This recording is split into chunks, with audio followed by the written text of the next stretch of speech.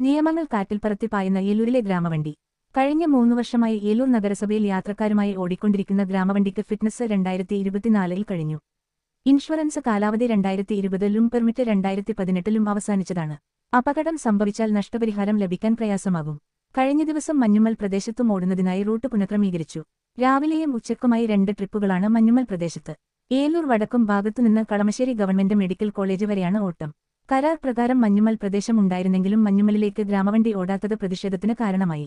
കരാർ പാലിക്കാത്തതിനാൽ തുക തിരിച്ചു പിടിക്കണമെന്ന് കൗൺസിൽ യോഗത്തിൽ തീരുമാനമെടുത്തതോടെയാണ് മഞ്ഞുമലേക്കും ഓടാൻ തുടങ്ങിയത്. നഗരസഭ ഒരു വർഷം 12 ലക്ഷം രൂപയാണ് ചെലവഴിക്കുന്നത്. തദ്ദേശ സ്വയംഭരണ സ്ഥാപനങ്ങളും KSRTCയും ചേർന്നുള്ള സംയുക്ത പദ്ധതിയാണിത്. ഇന്ധന ബില്ലും സർവീസ് റൂട്ടും സമയക്രമവും നഗരസഭയാണ് നിശ്ചയിക്കുന്നത്. ചെയർപേഴ്സൺ ചെയർമാനും സെക്രട്ടറി കൺവീനറായും സ്റ്റാൻഡിംഗ് കമ്മിറ്റി ചെയർമാൻമാർ, 2 KSRTC പ്രതിനിധികൾ, 3 കൗൺസിൽ അംഗങ്ങൾ, സാങ്കേതിക വിദഗ്ധൻ എന്നിവരടങ്ങുന്ന ട്രാൻസ്പോർട്ടേഷൻ മാനേജ്മെന്റ് കമ്മിറ്റി ഉണ്ടായിരുന്നിട്ടും കരാർ ലംഘനത്തിനെതിരെയും ഫിറ്റ്നസിന്റെ കാര്യത്തിലും മുൻ ഭരണസമിതി ഉൾപ്പെടെ 3 വർഷം നിശബ്ദത പാലിച്ചു.